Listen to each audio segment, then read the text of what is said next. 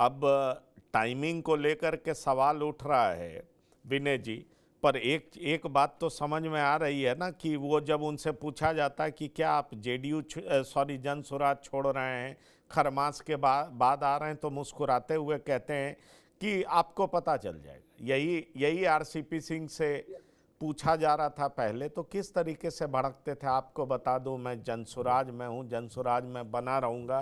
हम लोगों ने कई कार्यक्रम भी किया, प्रोग्राम भी किया, उसमें इस तरह की बात उठाई तो जनसुराज के प्रवक्ता भी कहते थे आरसीपी सिंह हमारे साथ बने हैं, बने रहेंगे।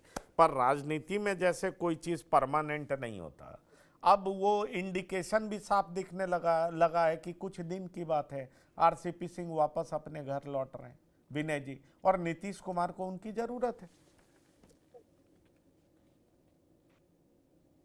अनम्यूट करिए, अनम्यूट करिए। कई नेता समता पार्टी काल से लेकर अब तक जदयू जब बना बाहर चले गए, लेकिन फिर बाहर में वो अपने को सरवाइव नहीं कर पाए, अपनी उपस्थिति का एहसास लोगों को नहीं करा पाए। थोड़ा बहुत अगर कह सकते हैं तो उपेंद्र कुशवाहा कराए भी, लेकिन उपेंद्र कुशवाहा भी वो ताकत नहीं बन पाए जिस ताकत के लिए वो पार्टी छोड़कर गए थे। आरसीपी सिंह भी इसलिए पार्टी से निकाले गए या हटे पार्टी से क्योंकि उन्होंने नीतीश कुमार के साथ एक तरह से विश्वासघात किया। नीतीश कुमार उन पर बड़ा भरोसा करते थे और नीतीश कुमार भरोसे के कारण उनको पहले अपना पीएस बनाए जब वो रेल मंत्री बने। आपको मालूम होगा कि आरसीपी सिंह उसके पहले बेनी प्रसाद वर्मा के पीएस हुआ करते थे। फिर धीरे धीरे नीतीश के बहुत क्लोज होते चले गए और मुख्यमंत्री जब नीतीश कुमार बने तब भी अपने साथ उन्होंने आरसीपी सिंह को रखा और बाद में नीतीश कुमार ने उनको राज्यसभा का सदस्य बनाया।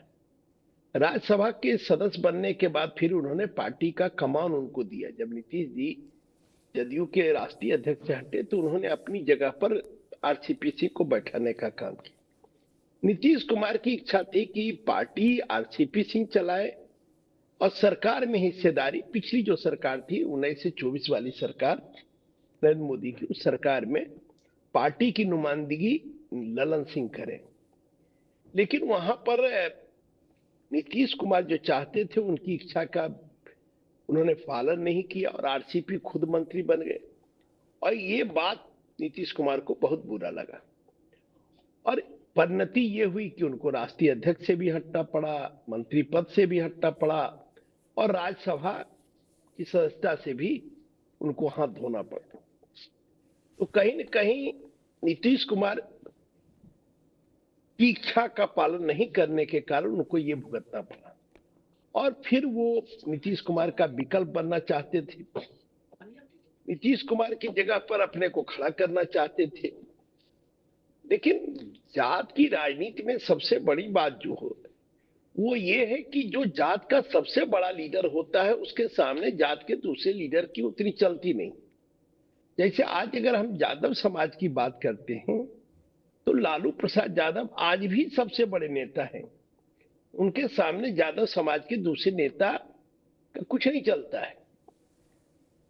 एक बार मुंगेर के इलाके में एक बड़ा नाम हुआ करता था एक समय डीपी यादव का, और डीपी यादव 1971 में उन्होंने राजा गिद्धौर को भी हराया था और मधुलिमी को भी हराया था और डीपी यादव को केंद्र में उप शिक्षा मंत्री बनाया गया था इंदिरा जी ने। और वो डीपी यादव जब असेंबली का चुनाव लड़े लालू जी के मर्जी के खिलाफ कांग्रेस पार्टी से, तो डीपी यादव को 2000 वोट आया, जबकि डीपी यादव 3 बार लोकसभा के सदस्य रहे और एक समय मुंगेर की राजनीति में उनकी तूती बोलती थी। तो जो लोग भी जात की राजनीति करते हैं उसमें जो सबसे बड़ा नेता होता है उस जात का, उसी के पीछे जात इकट्ठा होता है। तो कुर्मी समाज में नीतीश कुमार की वही पहचान है, रामविलास पासवान की वही पहचान पासवान समाज में है। अब उनके उत्तराधिकारी चिराग पासवान बने हैं। नहीं, अब आप वो बात देखिए ना विनय जी, वो सारी बातें ठीक है,